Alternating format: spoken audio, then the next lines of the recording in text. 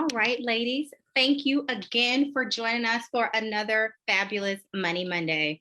And I think tonight is going to be one of the big ones because there's never a point in time where people say, wait a minute, I think I'm being paid too much. And so if you have ever uttered those words, maybe tonight isn't for you. But if you are on the other end of the spectrum and you feel like maybe someone isn't recognizing your worth, or you don't have the confidence in order to go after the pay that you deserve, or you're looking for that push, that guidance, we have the speaker for you today. So I'm Rosalind Brown of Your Wealth Guidance, and really our goal today is simply to help you on your journey to financial independence. And so today we have Christy Rutherford. With over 20 years of leadership experience, Christy assists executive women with getting promoted through office politics and self-care. There's not enough self-care out there. Since June of 2020, she's assisted her clients with earning $1.7 million in promotions. $1.7 million. I'll say that again.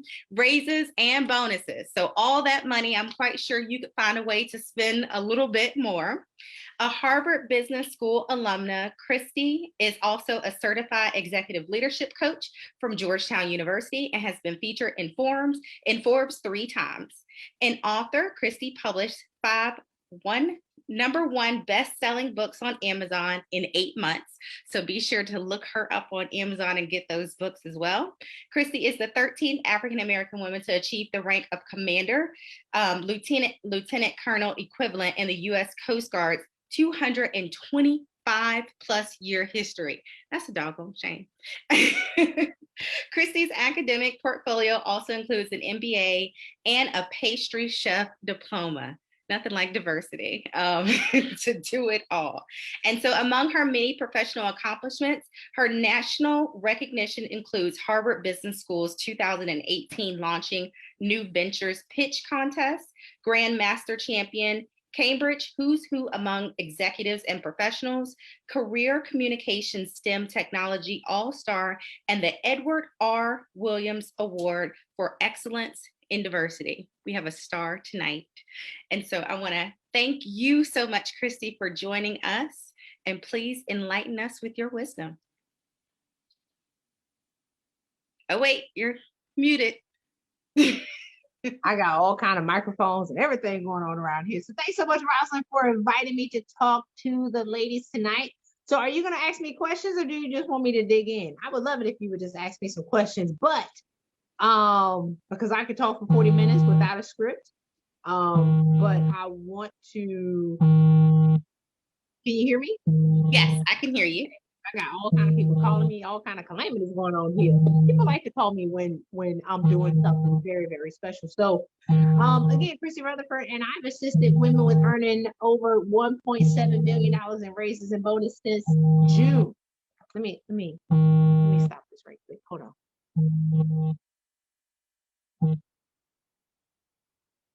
All right. Here we are, back to meeting. Okay, great.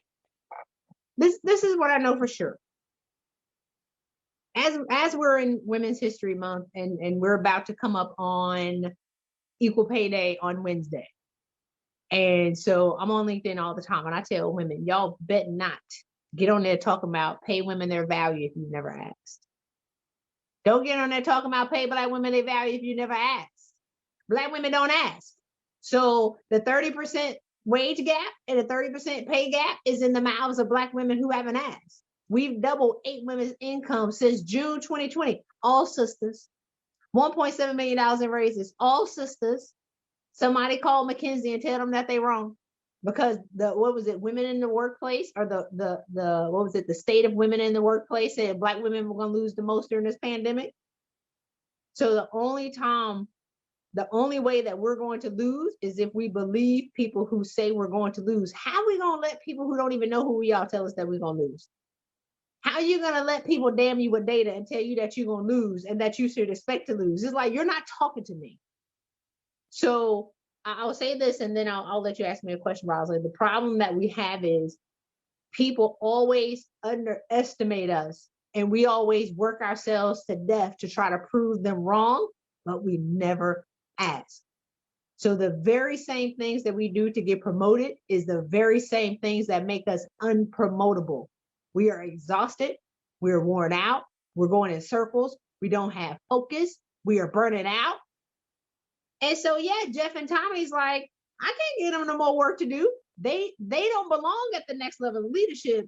They don't exhibit executive presence. And it's because we're too busy checking 20 boxes as opposed to doing the two things that's going to get us paid.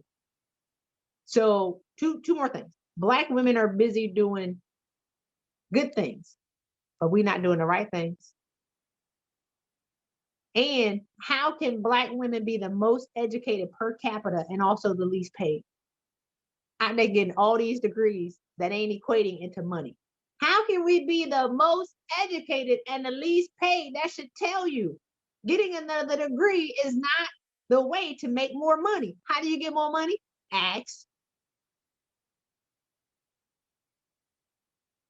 Now, I think that's a big thing because so many times I think women don't feel as if they have what it takes to ask for the promotion or ask for the raise. Or a lot of times I know some people said, well, how do they even know if they're being underpaid? So sometimes you accidentally find out that you're being underpaid.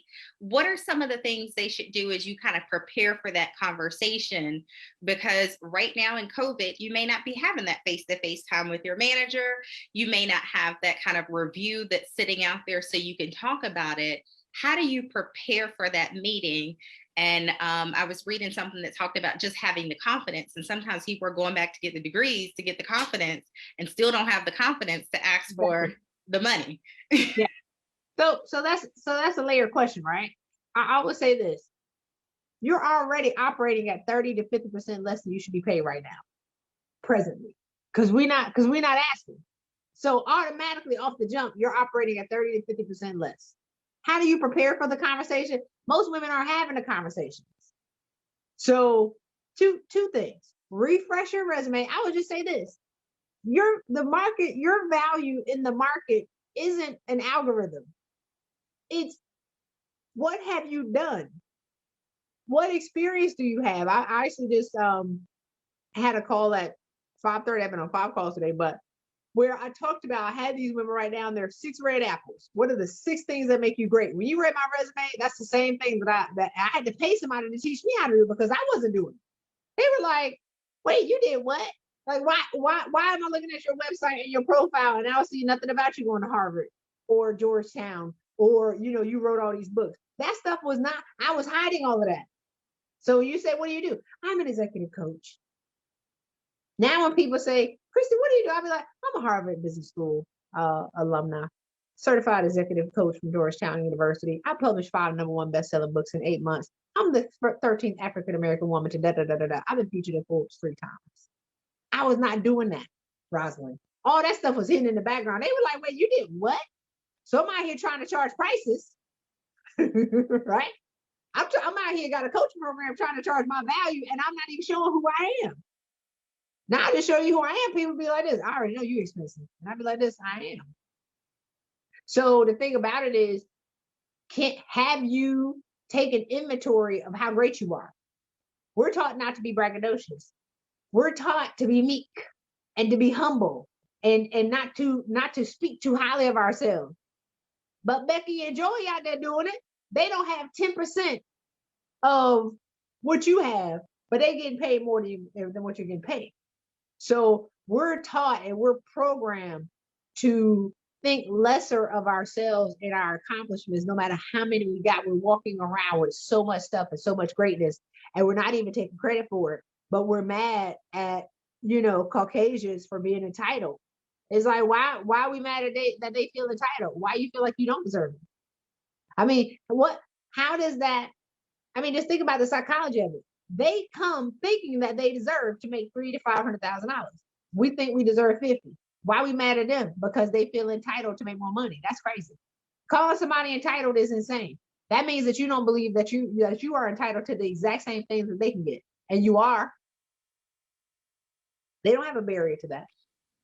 Now, I think one of the things too, people are wondering, does it make sense to leave to get the pay you deserve, or stay Yeah. where you are and negotiate to get the pay you deserve? So of my 14 women who got promoted, 5 of them left. 9 of them stayed. You just gotta ask. Like, and when you ask, is not what are you going to give me?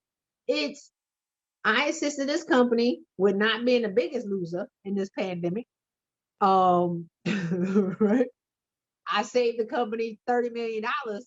I want a bonus, or I want an increase of 15%. I want my base pay to increase by 30%. Now, are you going in? Of course, you're going in with those stats. Of course, you're going in and saying, I have saved money, made money, improved process, whatever that is. Are you waiting until that review period, or are we walking in the door tomorrow and saying, hey, I need to talk to you? Hey, I got something on my mind. Even in the review, women ain't asking. What y'all in there talking about then? We sitting in there talking, like, people are like, Christy, we waiting on somebody to tell us we're great. Exactly. Tell me that you're great. So I was talking to somebody about 5:30, and so she asked the wrong question. I said, ask the question. Men will tell you, what do I need to do to be promoted? They'll tell you. She said, I did that. I said, well, what did you say? She said, what do I need to do to be better? So they told her, and she did the 3 things. So she did it. She come back into me like this. So what's up? Right? And then she's like this. Like, like, you're leaning over for the money. You didn't ask that question, because that's 2 different things. You didn't say, what do I need to do to be promoted? That's 3 things. She said, what do I need to do to be better? They gave her these 3, not these 3. So she checked these boxes and then came back and wanted to insinuate, so where my money at? And she never even asked. And they were like, but you didn't check the right 3 boxes. She didn't, we keep operating in gray area. Am I screaming? I feel like I'm screaming. I talk real loud. No, we need it. Couple people had the explanation points. They were like, yeah, feeling like you in church. We never asked. And we can't keep insinuating and being disappointed and then get mad and complain. When I listen to women complain, they go on and on and on and on. And I be like this, but did you ask though? They be like, well, I asked what you gonna give me. I said, I didn't see. That's an open question. What are you gonna give me? I'm gonna wait. No, it's I expect. So I had a client, 2018, December 10th. Once she started to stop doing so much, stop trying to prove that she was good enough, stop doing all this traveling, and started to get clear on what the work that she was doing versus her counterparts, she got angry. It was a Filipino lady. She was over in Denmark. She was like, oh, no, I'm going to ask for a 30% raise. So I always say ask in 3s. Ask for 3 things. What do you want? So I want 30% raise. I want to be reorganized. And I want to go to the Harvard Business School equivalent in Denmark, which was the Business School of Copenhagen. So she asked on December 10th. She asked just like that. I want these 3 things. January 1st, they gave her a 15% raise. She went back. She said, I don't think you understand. I want a 30% raise. I want to be reorganized and I want to go to this business school. She said, but that's okay because I'm going to give you to the second quarter to figure it out because I already got 2 managers that want me to come join their team. She was in a huge international organization. She was also applying for jobs outside. So once you get clear on what your value is, you won't put up with BS. The problem is why you're afraid to ask is because you don't know how great you are. And you think if they say no and they're going to fire you, you can't get another job, which is why they're not going to give you any money. But when you stand up and put your big girl pants on and put your crown on and own who you are and walk in there and say, I want my money, but you also have your plan B and C on the outside because you need to go start looking at other jobs anyway, then they'll be like this. It was February 27th. They promoted her over her boss's boss.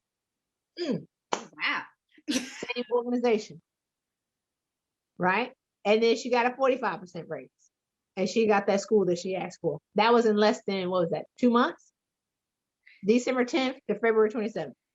Now, So chanting less than 3 that, months. does it help to have another offer, to have that competing offer? Is that more so helping you to be confident? Is that more so what it's doing versus knowing the value? It's give me my money or I'm leaving. So you don't have to weigh them against each other. So I have a client who I mean, some of my people leave. One of my women left, and it's a huge promotion. So we ended up, did we double her income? Yes, we did. All right. So she was leaving. And then right when she was leaving, the current place that she was at a bank. They were like, wait, we'll counter. What are they giving you? And she was like, what? You said that it took 3 months to create that package. They did it in 3 days. When she was leaving, they countered. And now they want to keep her. So they're willing to pay you what your value is in that moment. When you say I'm out, they will counter to keep you. But you need to have the courage to go out and look for other organizations. We have become so comfortable with being tolerated. We've become so comfortable with being in pain. Hey, now jobs, drinking wine, drinking liquor, eating empanadas. I did it. I just complained about my job. Me and my friends happy out Monday through Friday. Kidney gone. Liver on fire. Drinking liquor. Complaining I hate my life. I hate my job. I'm tired of being harassed.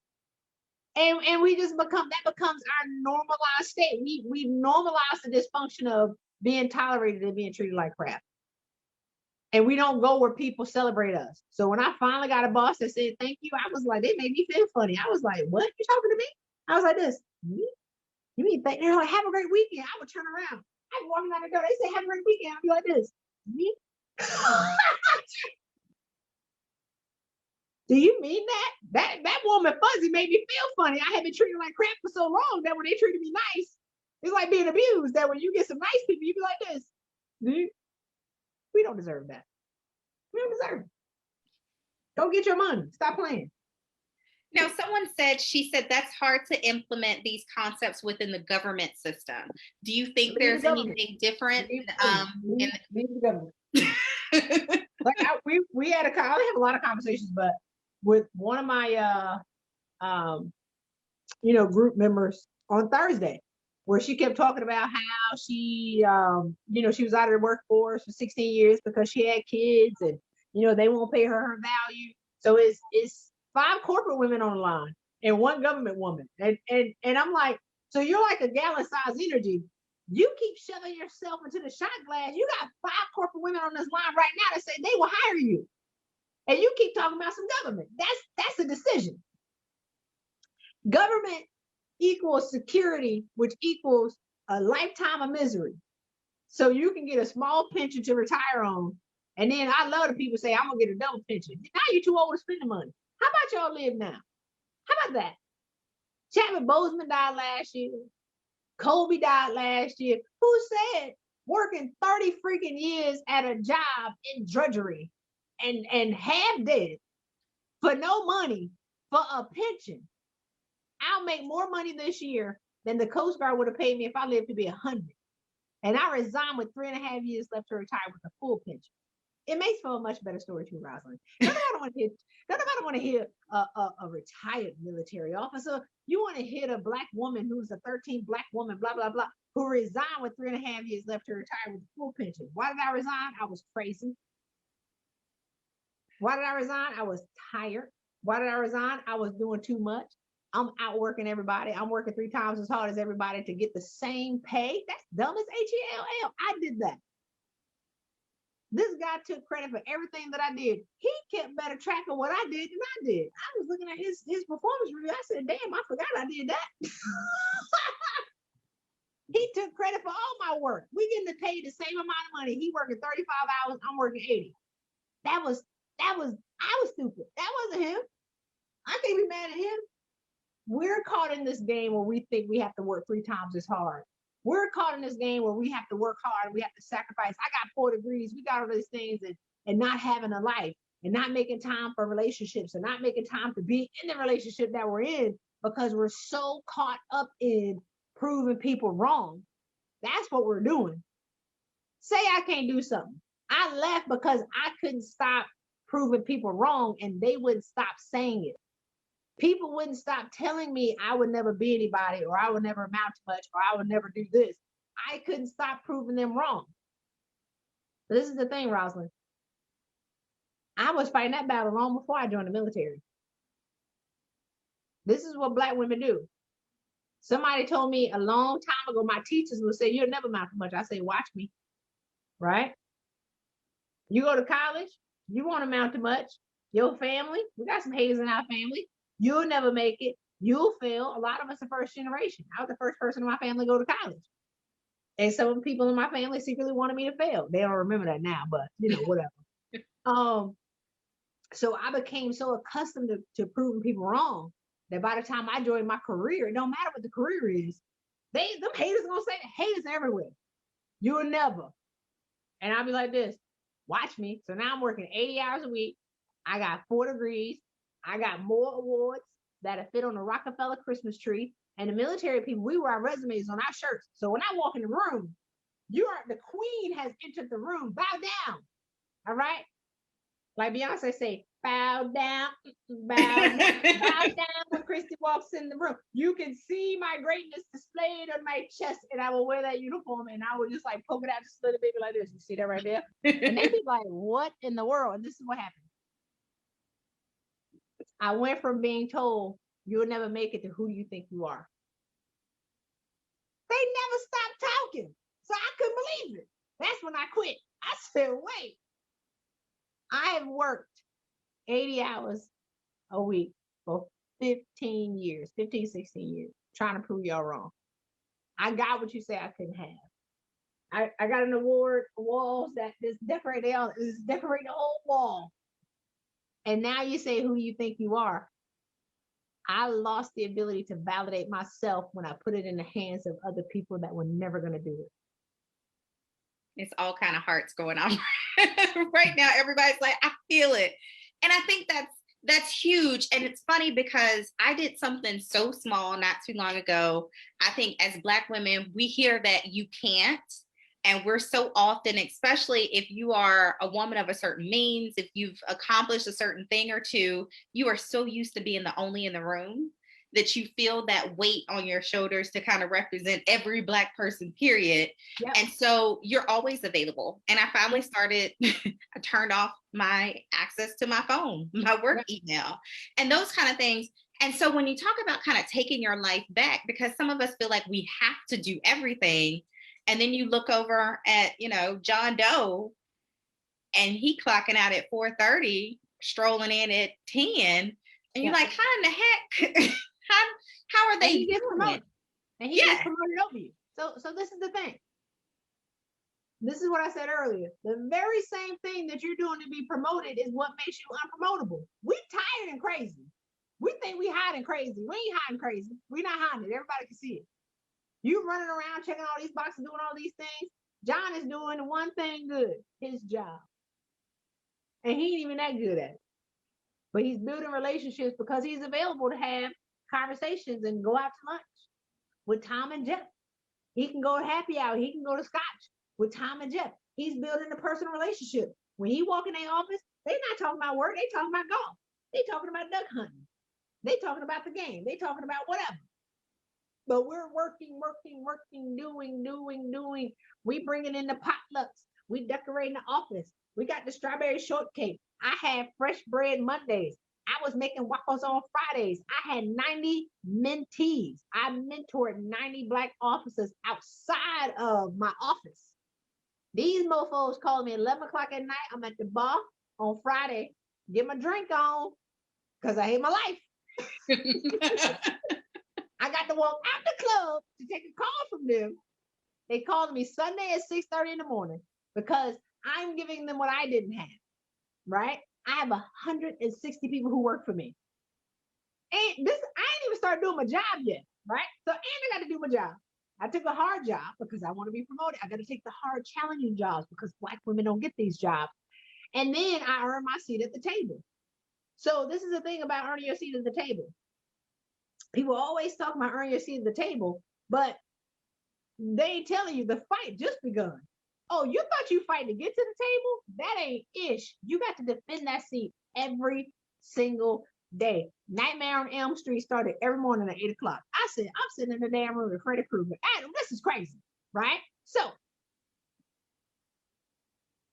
I was told that because I think I thought I needed to do that.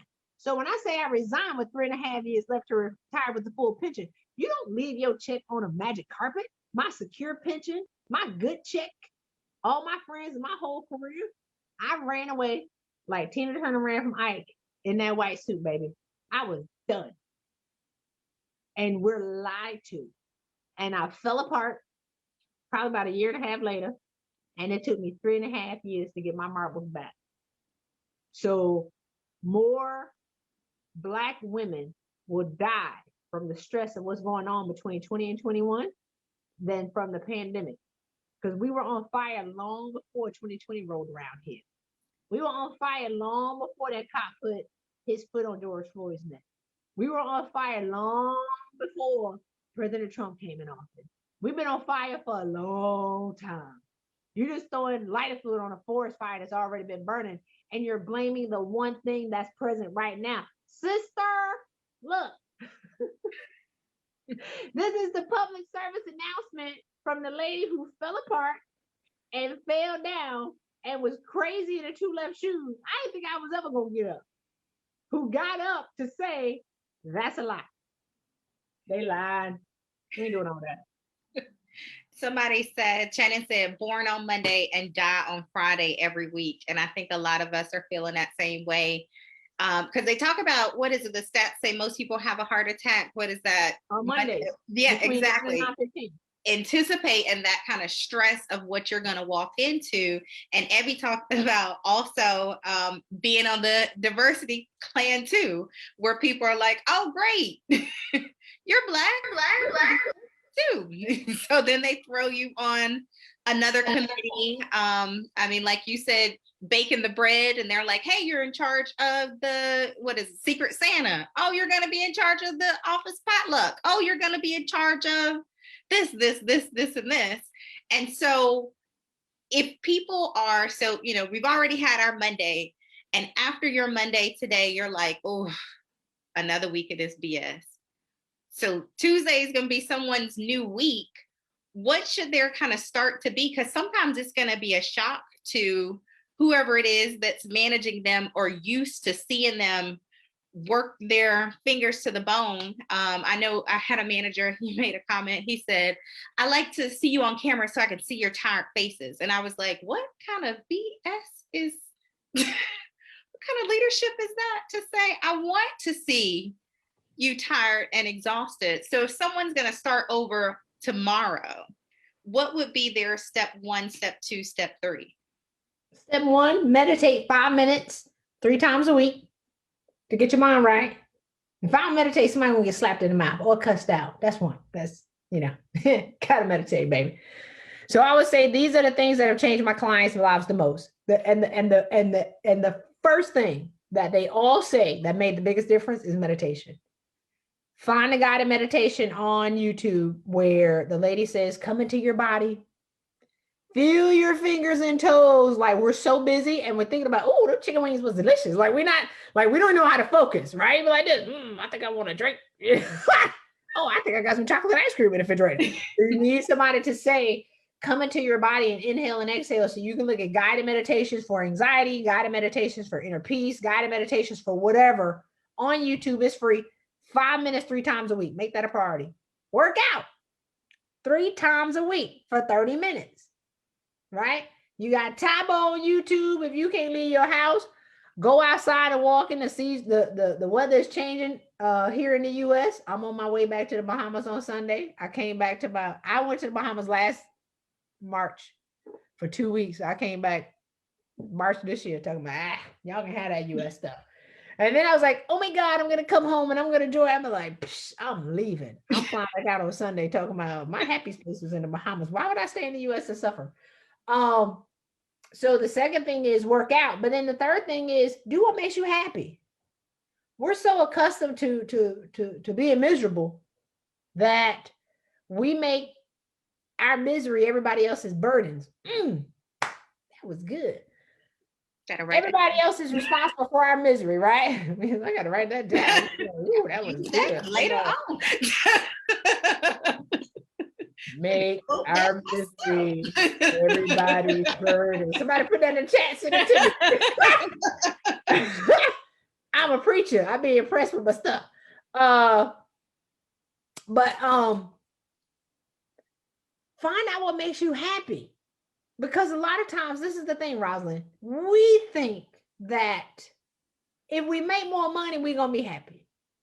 If I get this car, I'm going to be happy. If I get this house, I'm going to be happy.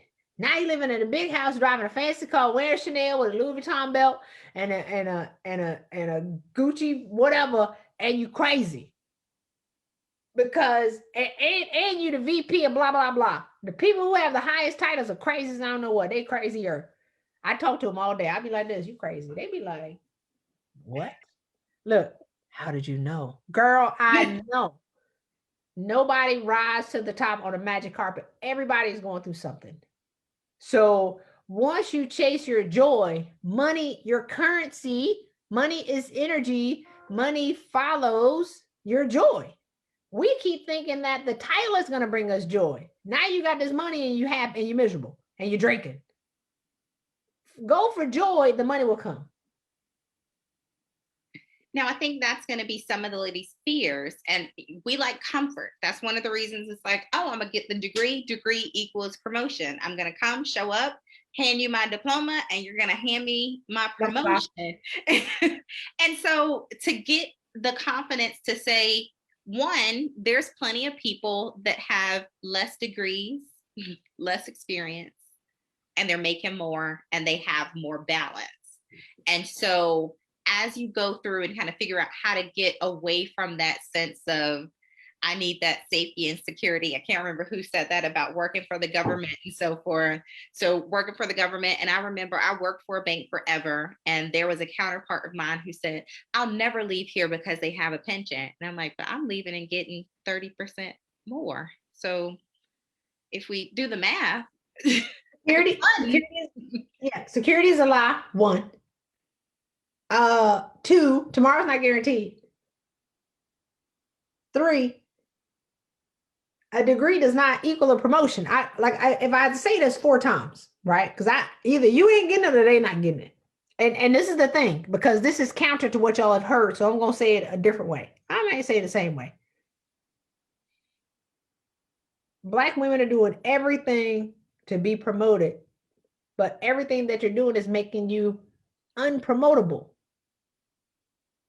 Becky, John, and Tom ain't doing 10% of the work that you're doing. They keep getting promoted. It's because they're capable of handling another level of leadership. You're not, because you're tired. They capable because they only doing 10% of the work. So they can add another 2 levels to them. You're doing 130% of the work. You can't get nothing added. You can't get nothing else added to your plate. And this is the thing. You're busy doing the right things. I mean, you're busy doing good things. You're not doing the right things. You're busy doing 20 good things to be seen by leadership. I did it. This is how I know I did it. And when I burned out and I was laying on the floor of my brother's house, looking at the ceiling, crazy. I was like, that was so dumb. And it was preventable. And this is the stuff that we're taught and we're lied to. And nobody's telling us the truth. We ain't got to be doing all that work. When my clients get promoted, they be like, I'm kind of bored. Because they're not taking their bad habits into the new position. And so what happens is when they become happier, people walk over to them, they be like this. Come to my office. I want to build a relationship with you right now. They open the doors for them because they're pleasant and because they've chased joy. Now they're happy. People want to be around happy people. They don't want to be around angry Black women. And don't you dare call Black women angry. Look, let me tell you something. We mad as hell.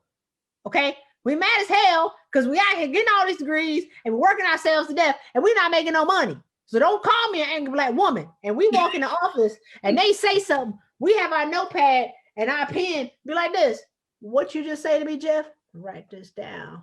We keeping track of what people saying to us. You be like this. What you just been here for 2 hours already and you just showing up. What you say, Karen? I'm gonna write that down because I'm gonna file a complaint on your ASS.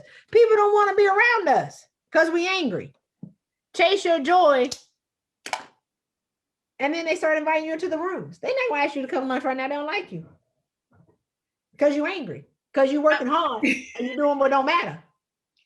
Now, definitely, and I'm going to say I've been there where I'm like, y'all ain't doing enough. Now I got to do everything. And I am tired of y'all. Like, I'm tired of being in your presence. I'm tired of being around you. Tired of looking at y'all play around, and we have work to do.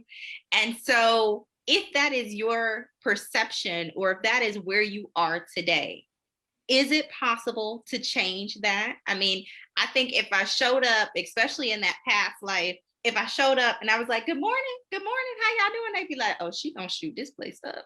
No, when you're happy, people are waiting for you to be happy. They don't understand why you're miserable. They still happy. You go home, you come to work mad, you leave mad. They come to work happy, they leave happy. And one day you come happy, they can be like this. What's going on with her? That's how you get your manager's attention. Come and smile and say good morning. They can be like this. I kind of like that. And then and now you're a safe space for them to invite into the room. They can't invite you to the room right now. They're not gonna invite you to lunch. They don't like you. They don't like you because you don't like you. Because you're doing all this DAM work that you shouldn't be doing. You're doing all these things that you shouldn't be doing that you don't want to do because you're doing it to be promoted, but you're not being promoted. So we're taught the same thing that you're saying. We're taught that, and it's a lie. Because we're not getting ahead, Rosalind. We ain't getting in the C-suite. We're not getting to the Fortune 500. We have to do something different. What do we need to do? Chase our joy. Be happy. Now, someone asks, is this the same thing as creating boundaries? And I think sometimes, because I have said this too, I feel like sometimes some folks are nosy as hell. And they be like, well, what you do? How was your weekend? Well, what you do? What you eat? Did you see your family? And you're like, wait, like, hold on. Drunk in peace on my sofa and eat out the ice cream. You're angry. You're angry. This is the thing. When people promote who they know, like, and trust. And we say, you should know my work. People promote who they know, like, and trust. They trying to get to know you. You say, why you ask me what I ate this weekend? What you gonna try to go and research to see how much it costs? We paranoid. So we over here talking about we want to get paid, and they trying to get to know you, and you got your guard up. Tell me why you asked me about what I ate, Jeff. What you ate this weekend? Does that make sense? Can I get to my desk? They trying to get to know, like, and trust you. But you trying to get to your desk and do the work. But this is what's going to get you promoted. This ain't working. One of my clients, she this was so funny. She wanted a executive promotion, and she had been, she'd been wanting that promotion for 5 years. And so I was like, but she was about to burn out and go crazy. So we had to solve that first. So once we got her balanced, I was like, all right, well, let's go start having conversations with your boss. So she spent her weekly meeting talking about work. They never talked about anything else. She was producing her results. So then her boss said one day, I don't feel like I know you. She called me almost crying. I've been working at this company for 5 years. How can he say that he doesn't know me? He knows her work. He doesn't know her. Does that make sense?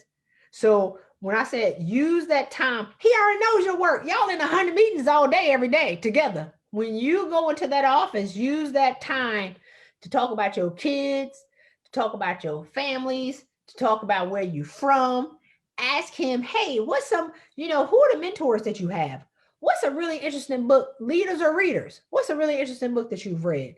What's some of the best advice that your mentors have given you? Who right now, what's some of the, insight that, or what are 3 things that contributed to your success? Successful people love to talk about themselves. 3 months later, she was promoted to the executive level. 3 months of having personal conversations. So Rosalind, you walking in the office, they trying to, hey, how's your cat? Don't be worried about my damn cat. And they be like, oh, I got work to do. I I 100%, and Renee, I'm there with you, because she said some of us are detached from the workplace. We just want to get in, get our check, and go home. That's why you're not being Renee, promoted. Exactly. And Renee said she's not great at playing the game. I think it goes back to, okay, if you want to get in. And Teresa had she dropped something in the chat. She said a manager once told her to stop doing everything. You'll either be a worker bee or queen bee. Learn to delegate or say no, and focus on building the hive instead of making the hive work. I'm gonna have to print that off and put that on my bathroom mirror or something, because you need to remember that before you get started in the day. And I think so many of us are worker bees, but we queen bees. You got a place. I wish I had my Beyonce so we can play that queen bee, because so many of us are feeling like Renee, where we like, listen, I'm just trying to get in here, do my work, get my check. Y'all gonna see. That's why your check ain't growing. That's why your check ain't growing. I'm a boss, even though I'm not a boss. And they gonna say, so glad Rosalind's doing all the work. Y'all want to go out for drinks? That's exactly what they're doing. So either you're playing the game of leadership or you being played. Somebody inboxed me tomorrow. I don't want to play the game of leadership. I said, well, you playing or you being played by the game. The game is being played whether you standing on the chessboard, whether you moving or not. No, Evie said, now she's not into playing the game either. So that's why you ain't getting ahead. Ask her, has she been promoted? What's her name? Are you being promoted? Get your money? No. Should she go the entrepreneurial route if that's the case? And we know that Black women are starting businesses at a higher rate than anyone else. But and they ain't getting paid no money. Exactly. I was leading you to say that. I was like, and on average, we're working more as business owners and probably making less than if you were a W-2 employee. So the thing about Black women is people be like, I'm gonna quit my job. And I'm like, you don't need to quit your job. You just need to show up differently in the job to get the money. You're working yourself to death. You can't afford coaching. But you can afford to quit your damn job. Excuse me, I'm cussing. Let me bring it back. Late. Late, and I should have had some coffee before I jumped on this line. What are you talking about? Right? Like, what are you talking about? You're gonna quit your job. You can't afford coaching, but you're gonna quit. Yeah, I'm gonna become an entrepreneur. All you're gonna do is let me tell you something. And this is why I'm passionate about. This is why I'm screaming. Rosa, I did it. I quit. I'm gonna go sell coffee. Let me tell you something. This is how I ended up at my brother's house, broke for 3.5 years with no money. Crazy. It takes 120% brain capacity to run a business. We got 5% tops. Nobody told me that. So I wrote an article saying, don't you quit your good job for entrepreneurship, because all these shake and bake, these overnight millionaires and these Facebook prophets and these Instagram liars telling you they getting paid, they ain't making no money. I tell women, you bet not do that good job for entrepreneurship, because entrepreneurship is a lie. You better send me that article. I need to drop that in there. Yeah. all that glossing and flossing, baby, is a capital LIE, and it's hard. It's the hardest thing that you ever do in your life. So you think you working, and this is the thing, Rosalind, they just haven't. It's easier for you to quit your job and start a business than it is for you to ask for a freaking raise. That's all you got to do is ask. All the women that say, I quit and I don't want to play the game, I'm going to be an entrepreneur. You think it ain't no game that you're going to be played on when you're an entrepreneur? If you can't stand to get your heart broken, do not become an entrepreneur, because this is game in these streets too. The game is the same no matter where you at. And Renee, actually, she dropped something in. I thought it was really good too. She said just before she came on this live, she said she remembered her old supervisor. She groomed who she liked to be in the lead. And he had a horrible work ethic, but knew how to play the game. And so many of us are like, I know way more than my boss. I do more work. Why are they in charge versus me? And it could be some of the most incompetent fools that they messing up everything. Now you fixing what they done messed up. And you're like, but how the heck did they get there?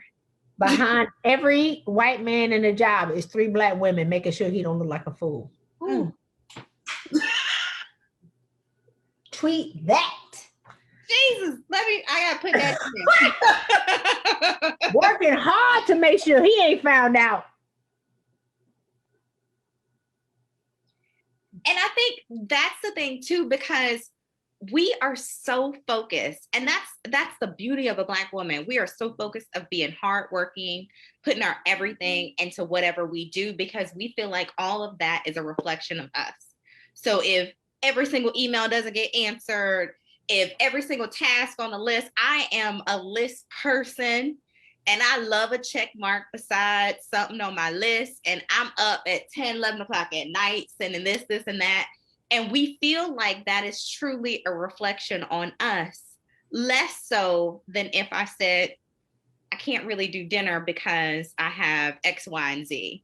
And so I think so much we have to almost take away what we've been ingrained about working hard, and that whole mantra about we got to work 10 times as hard to get the same amount as someone else.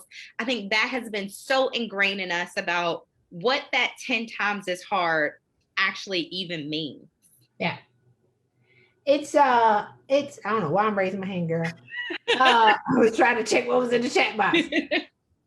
Be ye transformed by the renewing of your mind. We are so filled with lies and data, and so many people projecting misinformation on us. And because we're so tired, and because we're grasping for somebody to value us and validate us, we believe the lies. And you know, we need to start fact checking these articles. McKinsey said Black women gonna lose. Some Black women threw their hands up and say they're gonna lose. I say McKinsey is a liar. We $1.7 million in raises, and I was like, somebody around here gotta get some raises. We've been at 1.7 for 2 months. Y'all better get paid around here. We're trying to add to the numbers around here. So I read an article 2 days ago where it talked about the white guys in Silicon Valley is getting rich. So how they gonna get rich? That's the article that they talk about them, right? So they feel entitled to be wealthy because they're writing articles to say they're gonna be wealthy. They write articles saying that Black women gonna lose. You choose whether or not you believe that BS. You ain't talking to me. Black women gonna lose in a pandemic. You be like this. Who? Well, 60%. Tell me how you don't know who I am personally, don't know my work ethic, and don't know anything about me. You're going to tell me that I'm going to DAM lose. Now, you might not like me here, but I'm going to go somewhere else because I have skills to be able to, transferable skills that's going to win over here. So yeah. We choose the data that we justified. I'll say this and I'll let you ask me another question. But I was talking to this sister the other day who was just down in the dumps. I hope she listened to my interview that I did last week because I was giving her the business. And so she's sitting there with a pulse, all dead. I call her a wet match, no energy, right? She was a little bitter. And so, you know, she was just angry. She's, you know, she couldn't get a job. And I was like, people in this pandemic want people with passion, not somebody with a pulse. So what's your real problem? What's the real problem here? You 50 something. What's going on? You got all these credentials. You got all these freaking, you know, Fortune 100 and Fortune 500 companies, all these check boxes. What's your problem? What had happened was she rose up through the ranks in corporate. She got about right here, right? She started a family, and she took 8 years to be a stay-at-home mom. A mom group told her that for every year that you're out of the workforce, you lose $10,000 in value. The market didn't say that. Women told her that ish. So she come back in down here, right? So anybody that she talks to, she's exceeded them in every way. So now she 10, I think she's 10 more years in the game. She never made it back to where she was because she chose to come back in here. She put the red clearance stick on herself. She's the one that put herself on the discount rack. She put herself on clearance. The market didn't say you on clearance. She put herself on clearance, and she mad at everybody. So when she talked to these new hiring managers, she was like, I have to spit in your face right now. I've exceeded what you've done. So she's bitter and she's angry. She's a passive angry. And so they don't like her. So she ain't getting hired. I said, you sitting there with a pouty face acting like a wet match. You did that. How about you apply for the job right here? Because that's how I'll come in and take all y'all jobs. That's what I was telling. I'll come take all your jobs because I'm passionate and I'm loud and I want it. So you got people who come in and they hungry and I don't know nothing, but I got passion and I'm going to crush it. and you come in with all your degrees and all your experience, acting like you have that and you just want to check, they're not going to get you. They're going to hire me over you every time. Christy, what is the job entail? I don't know. What's that system? Salesforce, I'm going to kill it. I learn Salesforce. I get on YouTube. I take 5-hour tutorial for it. I learn it. I can tell you what I do it. Oh, they're going to hire me over you all day. You got a freaking, what do they call it? Six Sigma. You got a Six Sigma belt and you got a freaking certification in Salesforce, spend a whole year in their program. I'm going to come crush it because I got the passion. See how loud I am? And when you come in and you know who you are and you know what you bring to the table. And look, at the end of the day, Rosalind, it's all, I want to be 100% clear with the ladies. Let me get a little closer.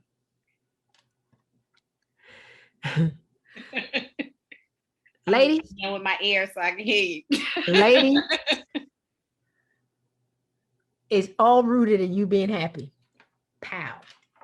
You keep thinking the money's going to make you happy. That's a lie. Go be happy first and watch the money follow. Now I messed up the color on my camera. I got this webcam. The lighting in this hotel is crazy, but we keep chasing the wrong things and wondering why we're miserable and tired. We think that being happy and making money are mutually exclusive. We think that if I get the money, I can't be happy. Well, what's the point? Why are you working then? You know, we keep waiting for people to give us permission or we keep waiting for people to validate us and say that we're great. And we working ourselves to death, hoping that somebody will tell us that we're great. Tell yourself you're great. Stop getting all these degrees to prove that I did it. I'm telling you, when I used to walk in the room, I used to be like this. Y'all see this? Y'all said I couldn't have it. Y'all see how many I got? Oh, I was crushing them. And they would look and be like this. What? And where does Chuck come from? And this dude said, you wore your uniform to show off your medals. I was like, what? Because they become verbal at a certain point. You get so many awards, they want to know how you got them. They don't say, that's a good job, Christy. They say, who do you think you are? They never stop talking. And what I learned was I lost the ability to be able to value myself because I put it in the hands of people who were not responsible. They are never going to give you the gold star. Never. That's not their job. And they ain't gonna give it to you. They gonna go bestow it upon another white guy who they know that they invite over to their house. And they ain't invite you because you're angry, which made me angry. So we're caught in a perpetual cycle of lies and deceit and deception of what Black woman excellence in the workplace should be. Is all a lie. And in order for us to get to the next level, we need to rewrite the script for how we want to show up. So when I talk about these raises, the raises are a byproduct of their joy. They happy first, then the money comes.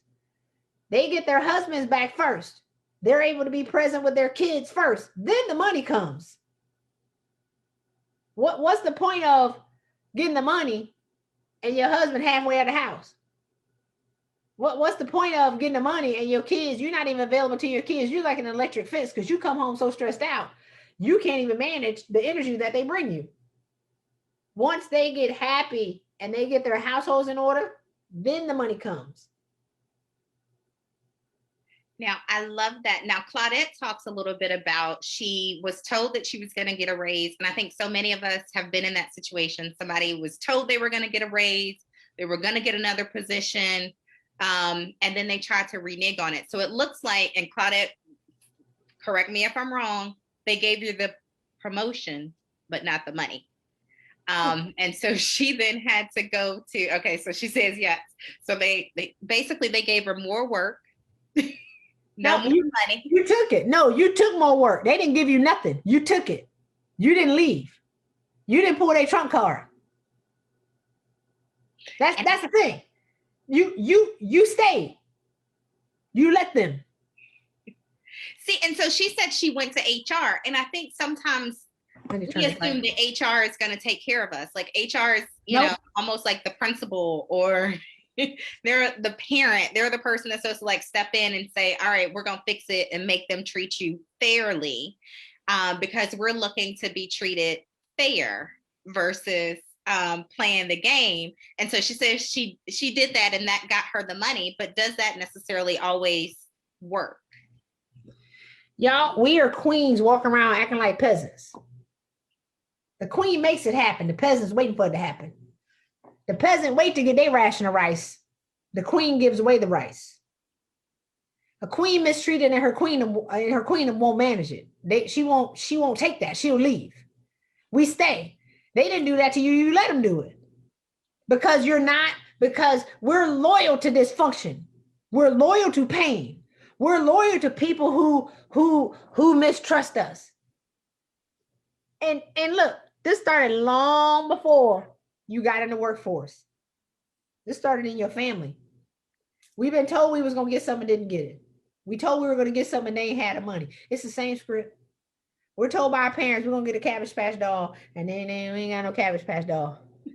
So we've learned to be disappointed. That's good. Send me a recording of this. Oh, you know what? We had book club on Friday, and I'm messing up her quote. But her Tiffany Dufu, I think that's her name, Drop the Ball is the book that we read. And she said, unlike her white counterparts, she was not surprised or as disappointed when Hillary didn't win, because she was used to people being that the most experienced or the most worthy doesn't necessarily get the position. And as Black women, we're so used to that, almost used to that to the point where we become complacent in it. Exactly. Yes. We have become so accustomed to being disappointed that when it happens, we don't even get mad no more. We just take it. But Becky and Jeff will leave. They ain't gonna put up with that. They gone. And they go get more money. And if they don't get their money, they'll leave, which is why they get their money. We don't even ask. Like, this is so basic. We don't ask because we're afraid to ask, or we don't know how to ask, or it's because when you put your crown back on and when you realize who you are, the money really comes. You ask and they give it to you because you're asking solid. You'd be like this, I want $400,000. I'll say this.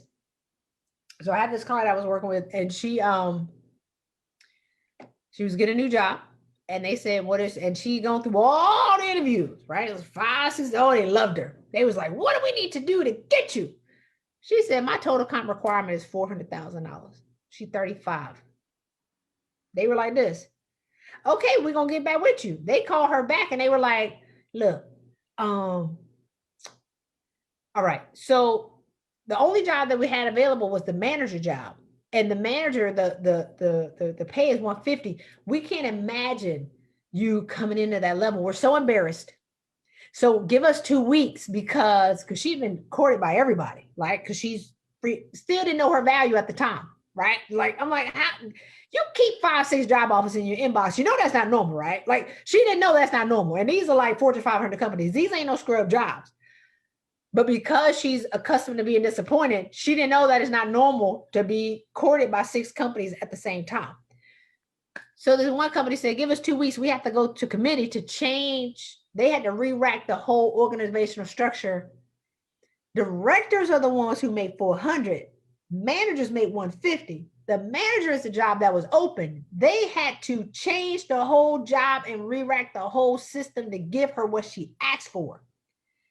She didn't say, what's the range? Well, what job do you have available? Well, where do you see that I fit in your organization? She said, I want 400. My total comp requirement is 400. And she stopped talking and they made it happen. So when people want you, they'll call you and they'll say, what are the barriers that we need to remove to you for you to come work with us? We really want you. Now, these are happy women, okay? These are happy women that Tom and Jeff want to invite to the C-suite. And they say, look, we want to be clear. You're going to be the only one in here. We want you though. And you say, well, you know what? Okay. One of my clients, I said, ask for 525. She said, what? I said, just read the paper. I had to type it out and give it to her. She was like, just read the paper. She said, my total comp requirement is 525. Her nerves were shot. She was at 200. She went to 525. The guy said, I see you've been doing your research. He didn't say, what? This is what he did. He called her and said, hey, we want you. We gotta have you. And we don't have any Black females in the C-suite. What are the barriers that we need to remove for you to come work for us? He said, I know you got a young, what is it, the money? She wasn't comfortable with the money conversation yet. I see you have a young son. We'll let you work from home indefinitely. What else? She was like, well, I got this team and, they typically go around with me. He was like, how many? She said 10. Now this happened in the pandemic. Now I'm not bringing up no old stories. I'm talking about this happened in December, January. He was like this, how many on your team? She said 10. He said, I'll bring your top 5. Right? So these things are happening to Black women when a Black woman knows her value. So I was like, how much you gonna ask for? She was like, $325. I started cussing and screaming. What are you talking about? This man is gonna bring 5 people on your team. Ask for $525. She still didn't jump up. She asked for $525. He said, I see you've been doing your homework. So we got it down to $475. Had she asked for $325, he would have been like, what's wrong with her? How you gonna I'm gonna bring 5 people on your team and let you work from home indefinitely. And you gonna ask me for kibbles and bits? So there is no algorithm, ladies, to what you can make, just what you say. So I be telling people, ask for double your pay, ask for 50% more. Because you're already working for 50% less than you should be getting right now anyway. And there is no hocus pocus in this thing. Her value in the market was $525. She was just making $200. Waiting for them to tell her that her market value is $525. When she told herself that she was worth that, she asked for it and she got it. We keep waiting for them to put the price tag on us. Walking by with a little sticker gun, talking about what's gonna be the magic number? Clink clink, $12.95. But we keep putting a sales price or the clearance sticker on top of our true value in the market. We do that. We got the guns. Black women, our friends. Why you want more? Why can't you be happy with what you got? You already got the house. Girl, if you go and you make more money, they gonna work you more. You already know. Why can't you be happy with what you got? You already got the car. What else do you need? Why you need more? Girl, I wouldn't do that if I was you. You're gonna be in the room with them and they gonna get on your nerves. Da, da, da, da, da. I'm sorry. I went on a tangent. No, one thing I'll say, and I think oftentimes as women, we do this because when we say something that we feel might be harsh, we then try and pad it. And so we'll say, my total comp needs to be $525 because. Nope. And I like that you said, and leave it. Stop talking. Be like this. Shut up. That's my total. She had to read the paper. She was like this. My total comp requirement. So I'll tell you a scenario real quick. So I was like this. All right, let's practice. Hey, John, I'm really excited about coming to work with you. I know I'm going to do a good job. What are you talking about? We gonna ask for all this money. What are you talking about? Like, you're in. Why are you explaining what you're going to do? She's like, okay. Oh, I can't wait to come work in your organization. I know I'm going to do a really good job. What are you talking about? The man is getting ready to pay you all this money. You don't have to sell yourself. You're sold already. Once you're sold, right, you don't have to keep selling. I said, here it is. Hey, Tom, I am really looking forward to potentially being part of your organization, potentially because y'all ain't gave me my money yet. So we made this deal. You're talking to right now, you're talking to the queen. I ain't walking in as no peasant asking for no freaking handout. You would be lucky to have me in your organization. That's the problem, how we see ourselves. We think we'll be lucky to have them. They'll be lucky to have you. You know how much freaking experience that you bring to the table? You know how much freaking awesomeness that you bring to them? You're going to crush it when you get in there. You'll be lucky to have me as a part of your organization because I'm going to get in here and help you solve your problem. So you're like, you know what, Tom? I'm excited about the potential of being a part of this organization. I know that me and my team are going to assist you with solving your problems and getting you to the profitability that you want. My total comp requirement is $525,000.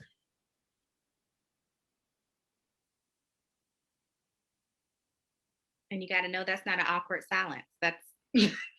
That's a period. Just like when the lady asked for 400, she said my total comp requirement is 400. I took 3 negotiations classes at Harvard, by the way. So I know how they think. It's just you stop talking and then you let them figure out how. So this is the thing. You don't say, You say my total comp requirement. You let them figure out how to get there. Because it may be the base, maybe 200, then they got to bring in the other thing, and then they got to bring in the bonus, and then they got to give you the sign-on bonus. So she ended up getting the one at 400, ended up getting 425 because they couldn't, I think the base for director was only 200, but she asked for 225 base. So she said, well, just add that $25,000 to my sign-on bonus. She got $140,000 sign-on bonus.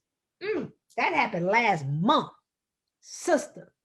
See, and so a few people have said this, and I want to repeat this too. Somebody said crabs in a bucket, but some people said get new friends. It's not necessarily crabs in a bucket because you don't belong in that bucket. You are not supposed to be in that bucket. And oftentimes we are friends with people just out of convenience or because y'all been friends for 20, 30 years.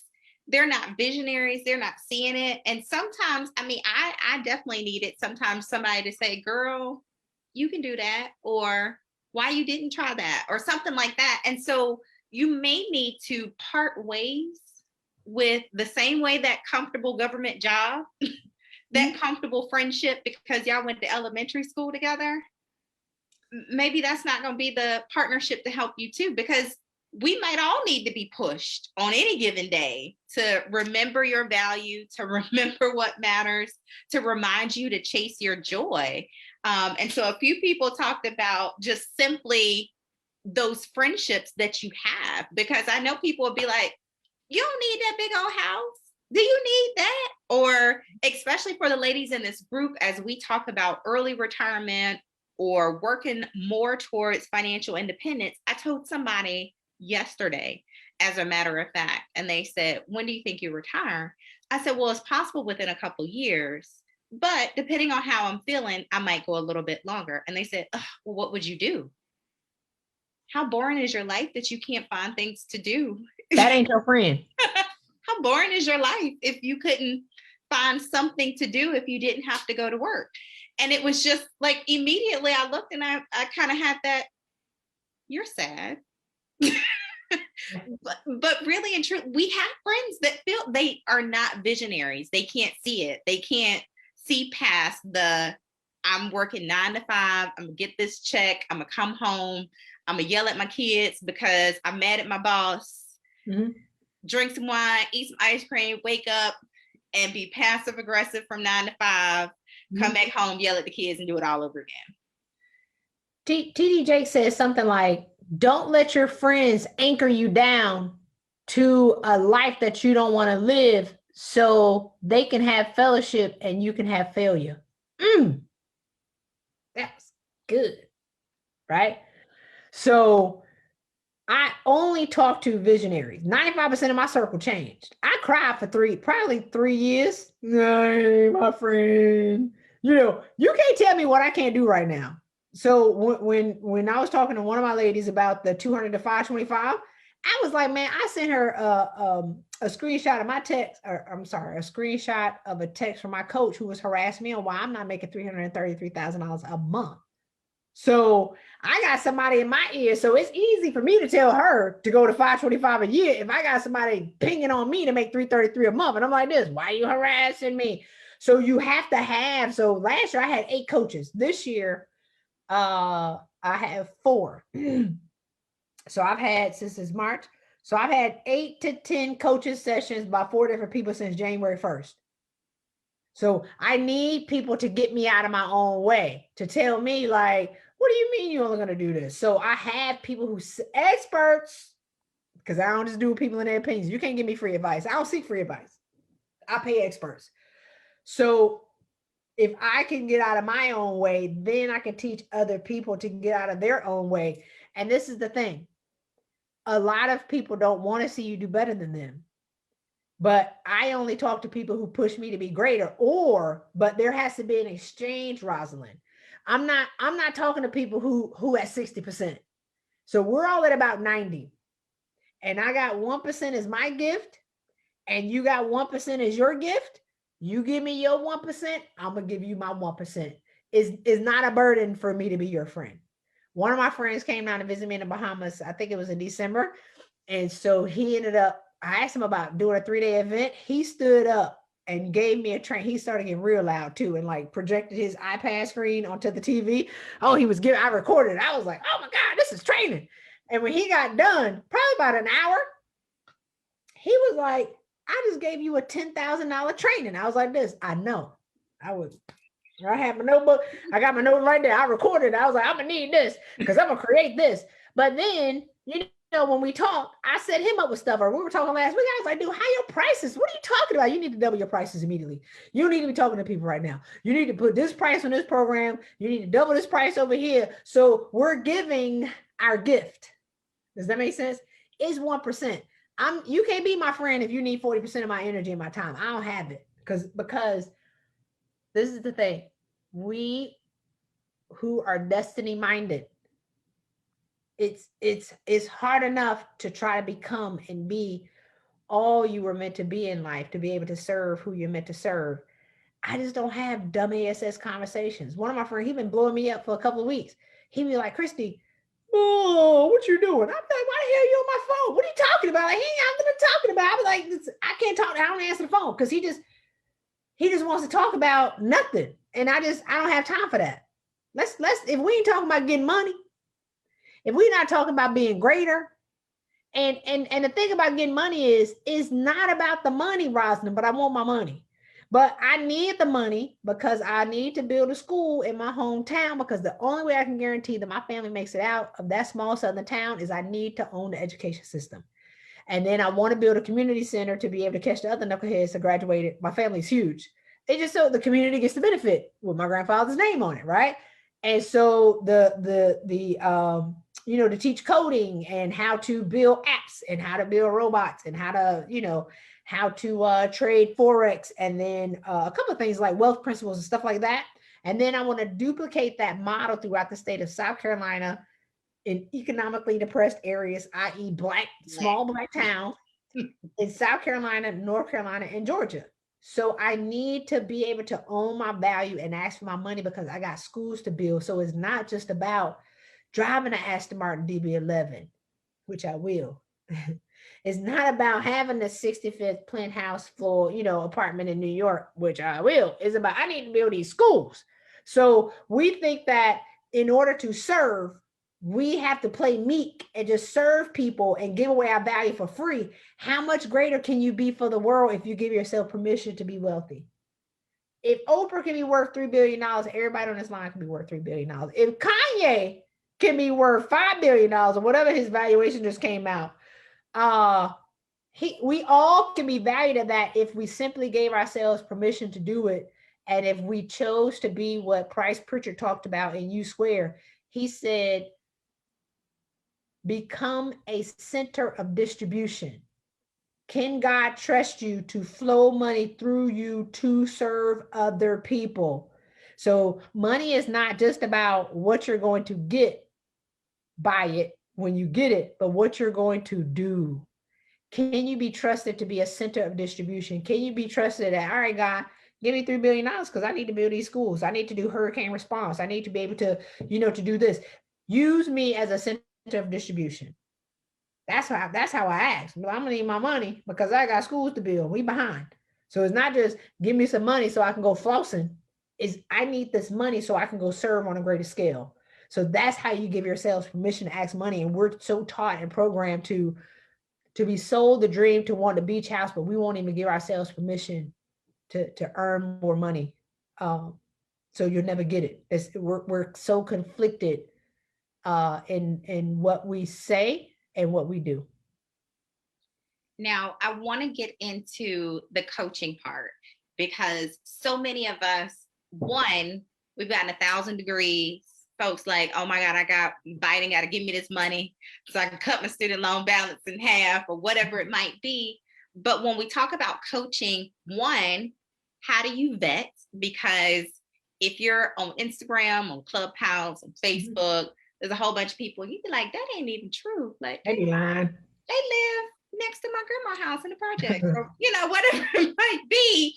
They just happen to have a loud voice and somebody is believing them. and you see them, they went from one hustle to the next, because 3 years ago they was flipping houses and now they trade Forex, and now they're gonna tell you about Bitcoin, and you like, wait, hold on, what is your forte actually? And so in terms of how to find a coach and how to vet them, but then tell us a little bit about your coaching, what that looks like. And especially for the ladies, I mean, we got some people, they sound like they in the congregation today.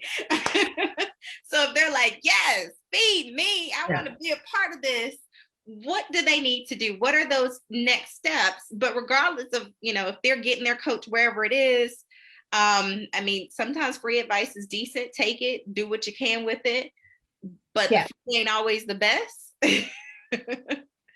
Yeah, I think that's the 3-pronged question, right? How do you vet the right coach? Do they have the results that you desire?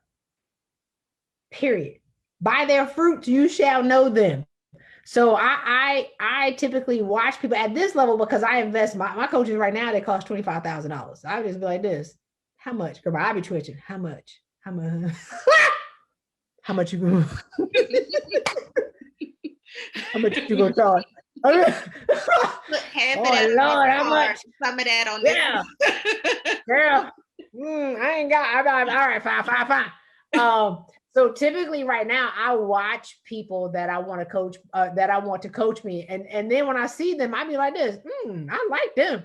Like, I like their groove. And you can tell we should be mature enough to know whether or not people are lying or whether or not they really got it. And that's why you watch people long enough.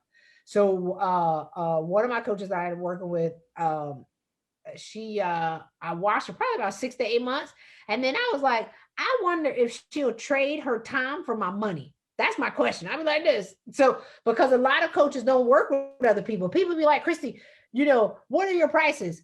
You know, how can I work with you? I be like this, well, let's get on the phone first, because I don't even know whether or not we're going to be a good fit. So I don't just have a blanket statement, just like, I'm going to send you an invoice right now. One guy was like, Christy, send me an invoice. I was like, for what? We got to get on this phone. One, I'm not coaching men. I like y'all though. But we have to see whether or not we're a good fit and if I can assist you.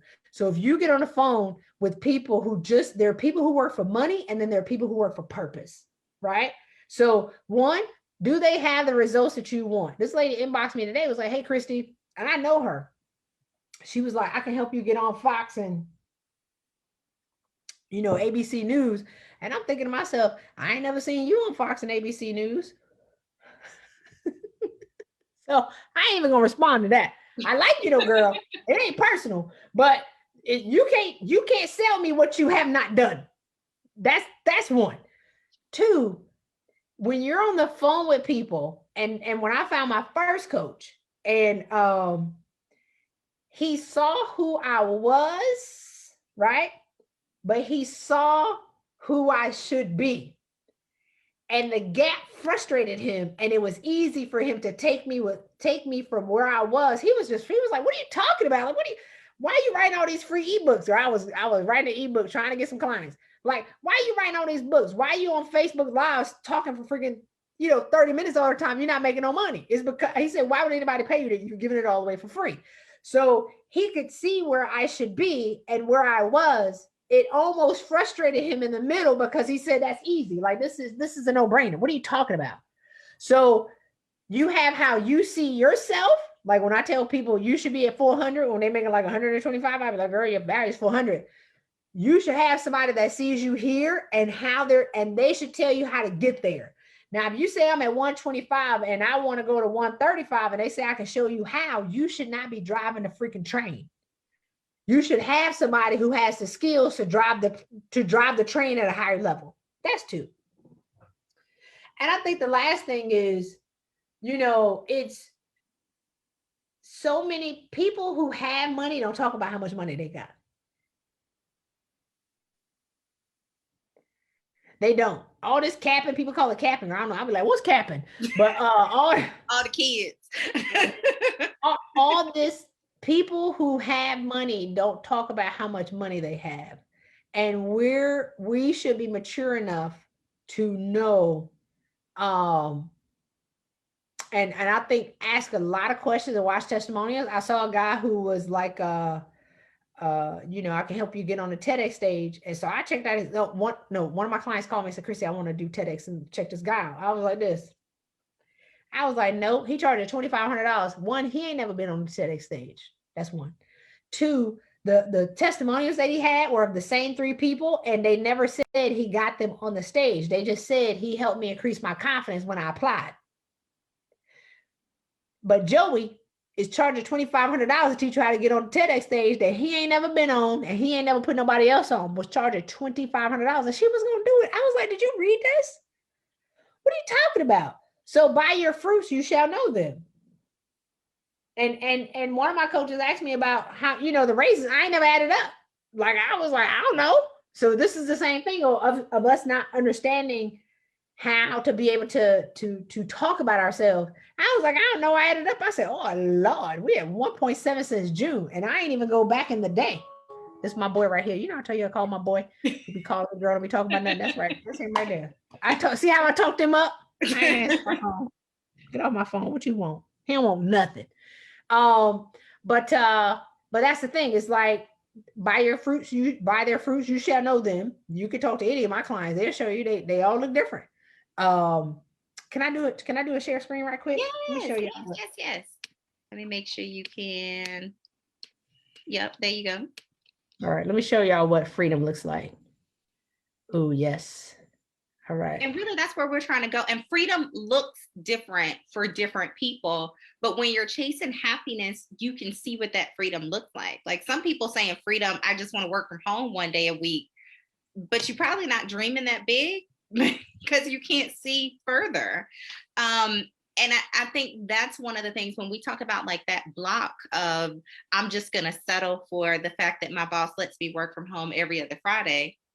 I mean, is that enough? Is that truly freedom, or is that truly where you want to be in terms of financial independence? Is the true freedom where if it happens, it happens. If it don't, it don't. If I don't want to be here, I can leave. I can take a risk. I could try something new. I could pivot my entire career and go from selling widgets to programming computers. You can take those risks and you can try different things. I can't remember who it was, but there's somebody, some TV show where people are literally like a new job and you're like, well, what are you doing now? Well, why not? And I remember at one point in time, I was moving so often, people like, well, where do you live now? I was like, well, why not? Why not? I live where my luggage is. And I said one thing, and I love it. I keep it, and it's actually a blanket that's on my sofa. My mother said, you can always come home. And I was like, if you always know, I can always go home. There's no place I won't move at this point. Okay, fine, pack it up. Let's go. But you got to be willing to take that risk. And so many of us are like, I don't know. Black Panther died last year. Y'all better get it together. That's what we're telling. Black Panther died and Kobe died last year. Can you see this, Rosalind? Yes. Mm-hmm. This is actually after 6 weeks. She just finally gave me that picture in September. Do you see the difference in how she looked? Yes. Just a light. It's a light on her. It's like she got the ring light on her in the other picture, but you can see it. Yep. So let me okay, this is one. That's two. Oh, child. That's after 3 months. You see the difference? Lord. See, now I'm like, I gotta get my what is that? The Calm app. Yeah. This is the before and after. This is 6 weeks. And you would think this is like one of those, what is the Tabo and all those videos, but it probably got nothing to do with none of that. Just simply, and honestly, I decided a few weeks ago, I said at 12 o'clock, me and my dog going for a walk. Like sun came out, temperature, I don't need a big old jacket. I don't care what y'all doing at 12 o'clock. And my dog be like, we ready? You ready? Like, yep, it's time. Let's go. But you can see, I mean, it is a physical, but not only is it physical in terms of what you can see, but internally, I'm quite sure as well. And we had a conversation months ago. I can't remember exactly which Money Monday, but we talked about estate planning, and it changed my perception on a number of different things because my 39-year-old sister had a massive stroke. Mm-hmm. January 7th of 2020. We are, what is this, March the 22nd of 2021, and she still cannot walk, feed herself. Oh my God. Any of those things today. My sister turned 40 and she was in a wheelchair and still being helped and fed, all of those kind of things. And it really just changed so many of my family members' perception, because it was only a few months before we're together for the holidays, and now we're literally looking at her having another brain surgery. So it's just, it changes your perception. But the last thing you want is for something to force you to change that. Like, live through somebody else's story, you know, hear my story and my sister's story and say, wait, I got to start living. I got to start taking something back. Because at the end of the day, my sister had her stroke in her work bathroom. Exactly. She stroked herself. She stressed herself into a stroke.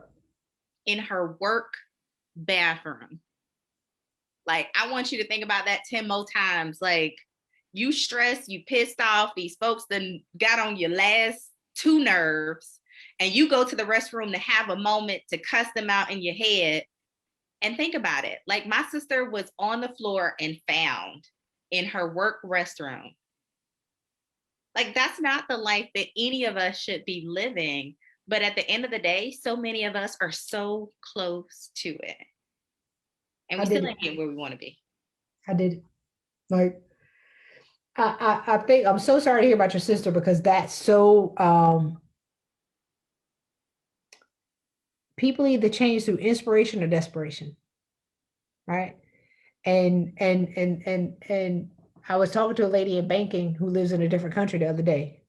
They catching it too, right, sister? By the time a Black woman acknowledges that she's in pain, we already 90% buried. We in 3rd-degree burns, because we are numb and we are in pain, and we got 1,000 hours in our back. So by the time we feel the fire, we already at 3rd degree, because we're accustomed to being on fire. By the time a Black woman admits verbally that to herself that she needs help, oh, we at about 93%. We almost out of here, because we would never admit, I got some itch going on around here. I did it. Does that make sense? By the time we tell somebody else that we on fire, the only thing that's left hanging out the ground is our finger. You be like, pull my finger and pull me out. When I left my career, crazier than 2 left shoes. Do you hear me? Crazy. Only thing was left was my finger. By the time I got my therapist, I was too damn crazy to come back. I was too far gone. Like, it was like, you could not pull me back. And this is the thing. I was on fire. It was a slow burn for 15 years.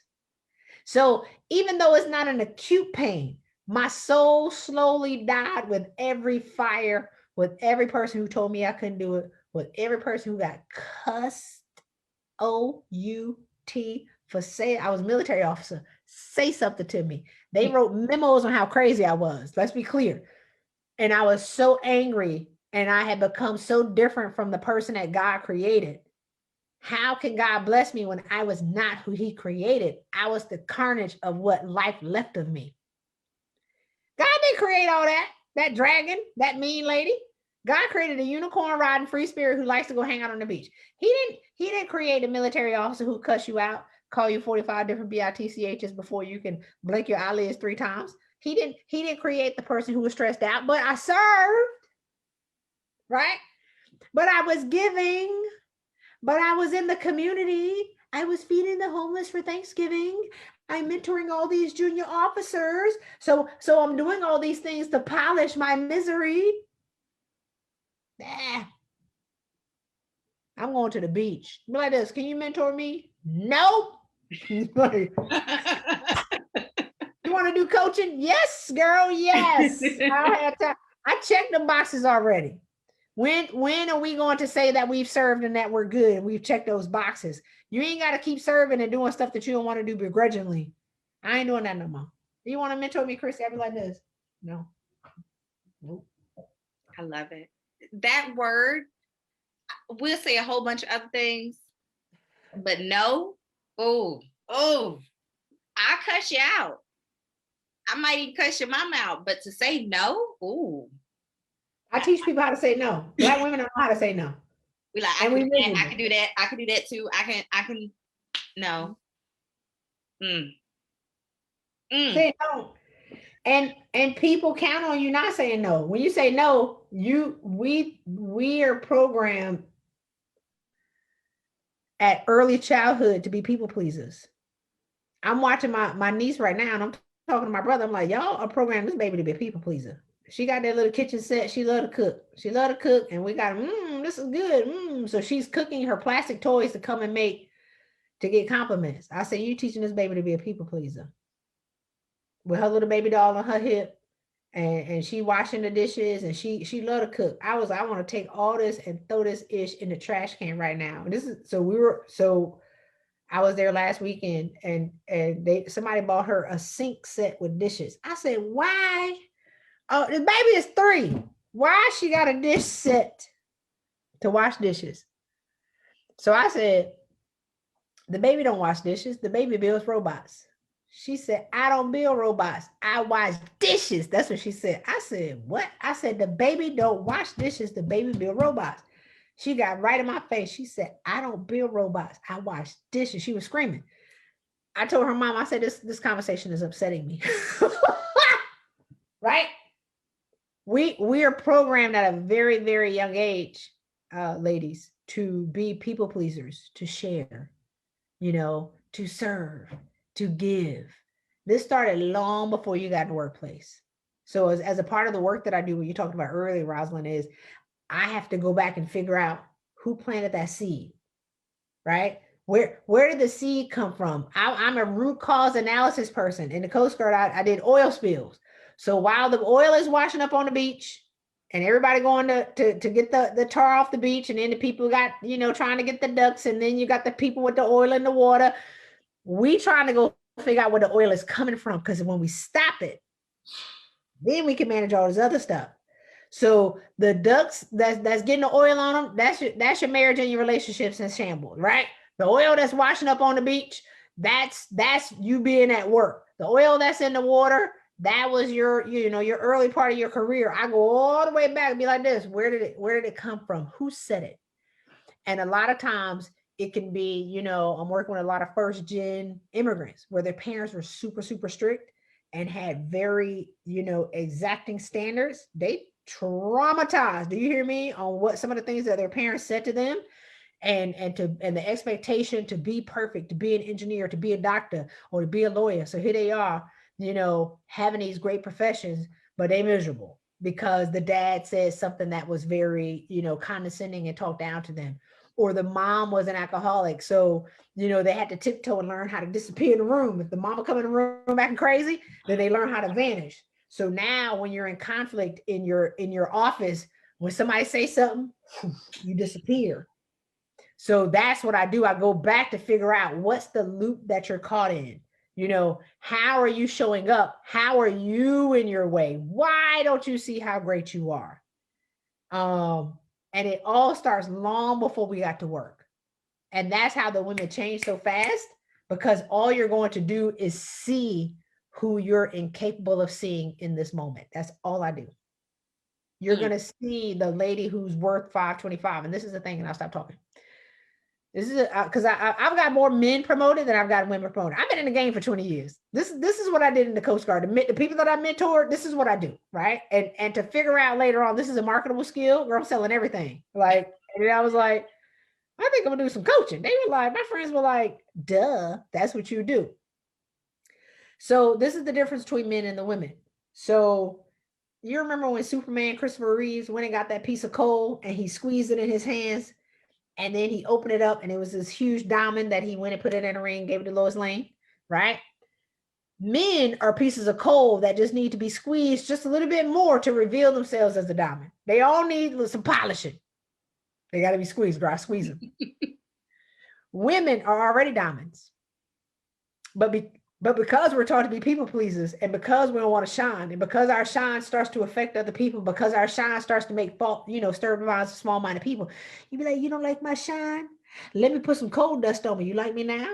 I'd be like, girl, get up, go, right? Just blow the dust off of you. I'd be like this, You don't like my shine? What if I pretend to be a cubic zirconia? So we put a film of plastic on top of who we are to be able to tone the shine down some, to trick people that we're cubic zirconia. Or you be like, you don't like that? Well, let me dip myself in some red Kool-Aid so I could become a ruby. You say you like red? Oh, you like blue? Well, let me go over here and give me one of them blue hugs, and I'm gonna dip myself in the blue so you can like me. Stand tall, women, as the diamonds that you are. That's all you got to do. And when you become comfortable in your power, they become comfortable with your power. When you become comfortable in your power, you're not comfortable in your power. You're unstable in your power. You're unstable in your energy. You're unsure of if you show up as the real you, will they accept you? Now you walking around tiptoeing, living in a lie, being inauthentic, and you hate yourself. They hate you. You don't even know who you are right now. Put your crown back on and just stand in your power. And they'll be like this. Ooh, I like you. I feel like if you don't feel energized just from that, just that when you go to work tomorrow and just see how you show up and just observe yourself and how you show up, because I mean, now I'm like, what am I doing? Like, what am I?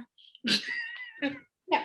But just how you show up, and especially that knowing that you're already there, and are you muting yourself to make somebody feel good, so you don't talk over somebody, so you don't brag on what you're doing when somebody else probably like, yeah, and you know, we put together this project, and really and truly it was you put together the project, and they showed up late and read it and said, this sounds good. They ain't do nothing.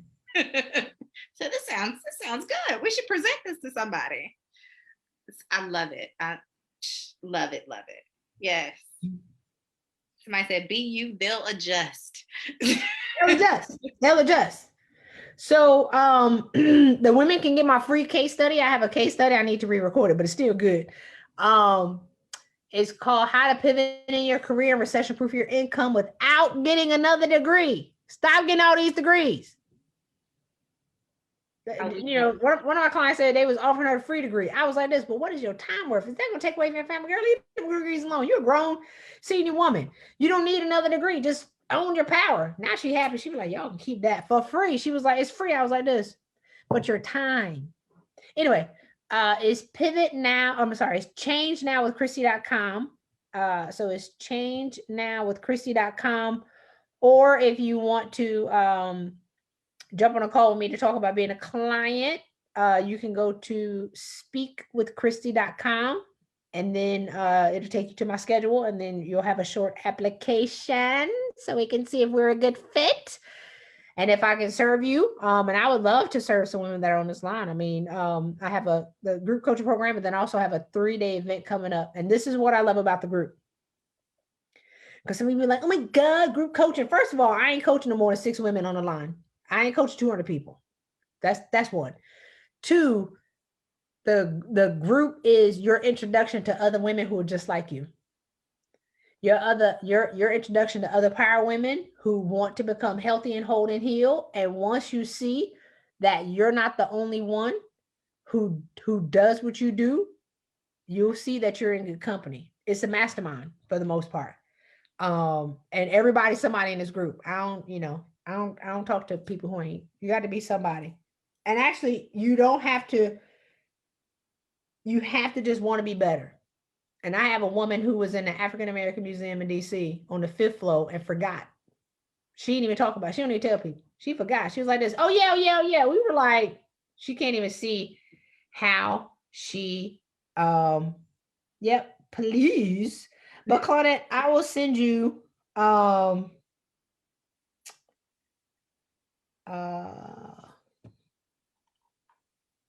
so send me an email. Actually, so send it to, I know Marty will. Every time I get on a call, I'll be telling people to send stuff to my assistant. I know she'd be like, I'm gonna kill Christy. But so for you, okay, so this is something different. So see how we got off script. So I want you to text BW Finance. BW Finance to 570-361. You can copy and paste this too, Rosalind. 8992. And then that's going to give you the bundle. So it's going to be my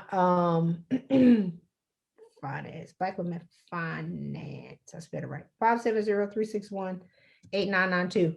So text that, and then that will send you the bundle that I created. That's going to have the webinar, but it's also going to have two podcasts that I created called how to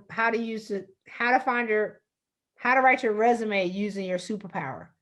So it's how to find your superpower. Then the other one is how to get a job when your industry isn't hiring. So I tell you exactly how to own your power and show up on your resume. So is if a lot of people hire resume writers, but I'm like, if you have a limited perspective of yourself, you're the person that's feeding them the BS, which is why you're not getting it. But once you see who you are and you walk in the room a little shiny, people be like, oh, I like you. What's going on with you? What you been doing? 80% of jobs are in the mouths of other people. And once you're able to stand up and just own your power and just be confident in who you are, people open the door for you. They're not opening the door for people who are angry or a wet match or just looking for a job. People want people with passion, not just with a pulse. See, on that note, a passion and not just a pulse. And so many of us have a passion and it's dying every day, just upset, angry, mad, tired. Wake up tired, go to sleep tired, sitting there eating some bland food, tired. Yeah. So I want to read this. So Claudette says don't talk about your old jobs. They just checking your attitude. Let me tell y'all something. To get in the interview, you're qualified. All they want to do is figure out whether or not they like you. For every job, and this was a couple years ago, but for every job, and it's probably more now in this pandemic, for every job, 250 people apply for every job, right? And then 50% of them get spit out, and then they do the phone interviews, and by the time they get in the interview, it's 5-6 people. And the 5-6 people, you already qualified to be in the conversation. They're just trying to figure out whether or not they like you. So if you come in and you be like, oh my God, my old boss was an ass, and I didn't like him, and or oh, they treated me wrong. And when you talk negatively, they are going to disqualify you. So it's not, don't give an example. It's like, what's your most challenging thing? Well, I had a challenging boss, and but we worked it out. I had a conversation, or I didn't. We all have those bosses where sometimes we just don't get along. But I just took that as an indication that it was time for me to see greater opportunities. Maybe the job was too small for me. So you're not complaining about the boss. You're just saying, maybe I had outgrown the role. I love it. So once again, and someone says, I feel read and I needed every bit of it. And if you watched even 3 minutes of this, I did get something wrong with you. Mm-hmm. You might need to watch it again. And as usual, of course, this will be there so you can watch it again and again and again. If you're like me, I like to listen to some of these as I get dressed in the morning, because sometimes you need to get your mind back. Get your mind back. So you'll sleep and you like, oh, here we go with this damn job. And sometimes you need a reminder. So you might need to watch it again or listen to it again as you get ready. So if you like brushing your teeth mad, you scrambling your eggs mad, just play it in the background and just get a little motivation. And just remember, once again, we talked about that joy and chasing the joy, not the list. Chase the joy and the money will follow. Money is currency. Money is energy. Money follows joy. So again, change now with Christy.com, or you can go to speakwithchristy.com to schedule a call with me and we can talk about coaching. And then if you want the bundle, then we talked about it, but it was long. Text BW Finance to 570-361-8992 and you'll get the bundle package. I love it. Y'all better get that. Y'all better get that. Thank you so much. I wish we were in person. I want to like give you a hug. Yes, give me a hug. Yes, girl. Yes. Honestly, if 30 days from now you are exactly where you are, it's because you didn't try. Like you didn't do anything. Yeah. You didn't put any effort. There are some tools out there that even if you like, wait, I ain't got no money to really spend right now, you can get something. Even if you just re-listen to this, you can get you something to get started. So if 30 days from now you can't see something greater and bigger, you are the problem, and you got to start there. You got to start with, I see it, I want it. You got to do something. Stop watching, stop reading. A sister better not read. You bet not read another book until you do what the last book told you to do. So we have to shift from knowing we are the most educated and the least paid. From knowing to doing to being. See, on that, I ain't even gonna say nothing. Knowing, doing. I've been on this phone forever. I know, to like, being. but I'm like, oh, but I needed that. I needed that one. Like she said, 45 minutes. We've been an hour and 48 minutes.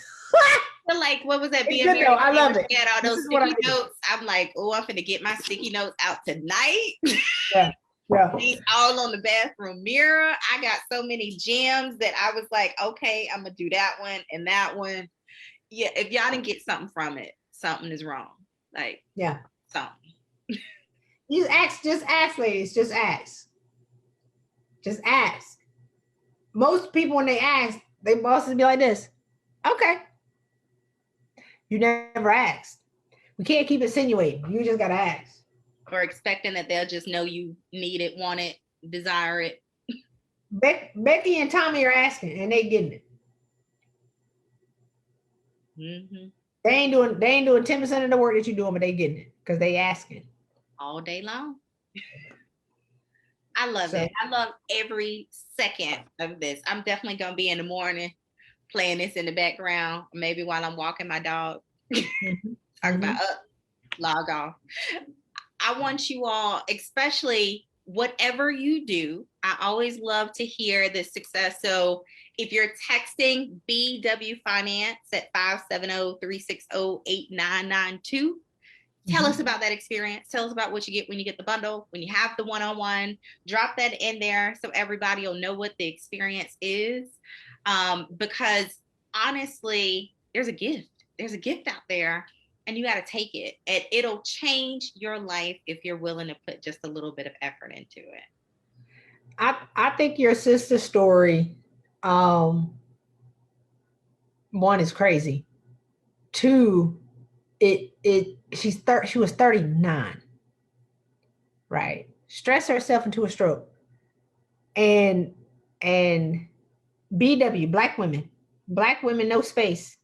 BW, not P, Bravo Whiskey Finance, no space. Okay. Yep. So I almost did it. So when people be like, oh my God, I can't believe that happened. It's like, we've all been there, Rosalind, right? I almost did it. Like if I didn't, that's why I left. If I didn't leave, I knew I was going to die of a stroke or a heart attack within 6 months. And people talked about me like a dog when they still talk. I left 9 years ago. They still talking about me, right? What I did was unthinkable. It was unfathomable. My family talked about me. My friends talked about me. They called me stupid. They still talk about me to this day. My old friends. I got new friends now. But we have to save ourselves. And we have to have the courage to leave organizations that don't appreciate us. But what I've learned is so many times we're creating a hostile work environment because we working ourselves to death and we ain't even asking. We working ourselves to death around dumb people where we don't belong, right? We walking in as the queen, the lioness, hanging around a bunch of hyenas. You don't belong in the pack of hyenas. You need to be 2 levels above in the animal kingdom to get where you belong. We are creating that because we have become content with being miserable. We are expected to be angry, and we're just living in a self-fulfilling self-fulfilling prophecy that everybody is prophesying on. Is Bloomberg, black women are going to lose. McKinsey, black women are going to lose. Kane, black women are going to lose. Take control of your life and the script of your life, and you write how you're going to win. You do that. Anybody going to do that for you? So. Love every moment of it. Like I'm gonna listen to this 3-4 more times. And make BW. So boy, woman, black woman, finance. 570-361-8992. I'm gonna text it when I get up here. Get it. If you've paid for 2 degrees, 3 degrees, you can invest a little bit more into you. And you done got all these doggone degrees and all this student loan debt, and you still ain't happy. Oh, the text, that information is free. I'm giving that away. Oh, yeah. Yeah, that's free. Get Sorry. Your freeness. That was free. Yeah, the Change Now with Christy is a free case study. The BW Finance at the phone number is the case study, but it's also to but if y'all do the change now with Christy.com, I'll add the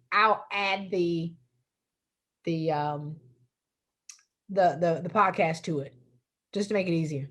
Y'all better get that. And I put that in there too. I put it in there so y'all can go ahead. Do it now. Don't say you're gonna do it tomorrow. Don't put it on your to-do list. I'm gonna do it in the morning. Go and do it tonight. You ain't got nothing else to do. Girl, you're gonna wake up angry. I know it's 10 o'clock over here in these streets. You're gonna wake up mad, gonna do it, and then you're gonna forget. Do it now. Do it now. You'll have something because you can go ahead and listen to this again in the morning. Go ahead and text tonight. You'll have these free resources because even if they piss you off tomorrow, take you a real lunch, and go through the resources that you're gonna have waiting on you. So you just gotta take action. Text it now. Right this second, like somebody tell me you didn't text it. Somebody said, bet she doing it now. You better do it. Well, I definitely appreciate you, Rosalind, for connecting and asking me to come on with these ladies. This is what I do. This is what I love to do. I mean, we had no notes. This was completely unscripted, but I live the information, right? Well, so when we talk about knowing to doing to being, like this is who I am. This is what I do. And I've been in the game for a long time.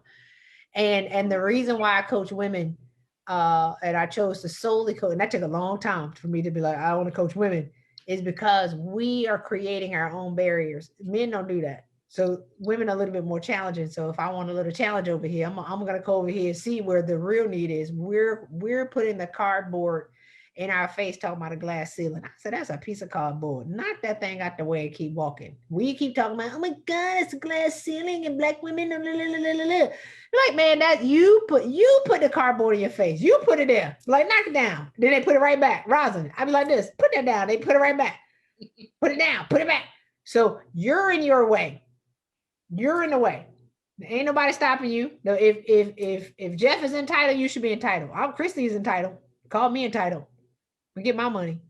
I got schools to build. See how I keep attaching it to? It's not about me. To your purpose. Yes, indeed. See, we got 2 people that said they didn't send the text. That ain't enough. Y'all better quit playing. I need. It's fine.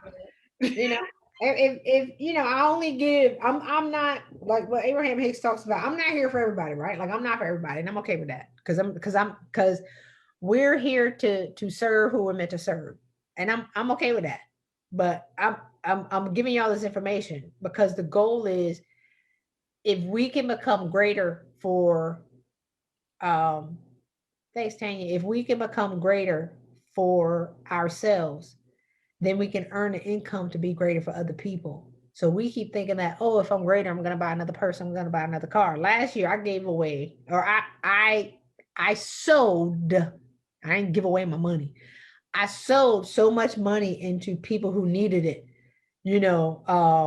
We should be able to take care of our own selves in our Black community. We should be the stimulus check for our friends. If you gave yourself permission to capture your existing value, these women who went from 200 to 525, How much greater can they be to their families now with an extra $325,000? How much greater can they be to their friends who lost their job? You can pay people mortgages when you do stuff like that. Like, in their business and their dream. Yeah, you can fund your business and your dream faster, but you can also be greater to people who need it, not people, who deserve it, not just people who need it. Because plenty of people deserve money. I sent my sister $100 for her birthday. She didn't even say thank you. But I sent my friend for $100 when he was DJing and talking about some Cash App. So I ended up sending him like $400. He was like, what in the world? Gave me a shout out. I was like, this, yes. He didn't know how much. I was just saying, but we're in a position right now with our untapped existing value is $1 trillion of Black women alone. With a T as after the B. All we got to do is ask. It's coming. We deserve it. Sometimes somebody just got to tell you it's yours. Yep. And I'll go get it. Yep. Y'all DM me on Instagram when y'all get your money. Y'all follow me on Instagram and DM me when you get your money. It's on the invite. Her Instagram is there, Facebook, all of those. Follow them all. Get all Christy that. Yeah. Christy Rutherford. I ask them all on Instagram. We like this. Who in my inbox? It's always some crazy people. And me. It took me a long time to see that one. I was like, who is this lady right here? I'm Yeah. So, all right, Rosalind. Well, this was great. Thank you, ladies, for hanging out with us while I'm in Atlanta in a hotel. About to take my shower, go to bed. But yeah, this is good. Go to bed I'm like tell people I'm 40 something. I'm going to bed. I go to bed at 9:30, so I'm like, okay, I got my energy. This energized me. It fed me. I want to thank you so much. That's why we do this at 7 because I go to bed about 9:30. Girl, yes, I had a group coaching call that was at 7. I was like this. I got to be on. These ladies paid to be there. Be like this. All right. We're gonna make it work because we. And then when I got on here, I wasn't on mute. They was like this. So they didn't know I got off to go do something else. They was like this. You ain't on mute. I was like this. Oh Lord, let me. I'm a Zoom. I got found out. So, but this was great. So thank you so much. Thank you. I want to thank you so much.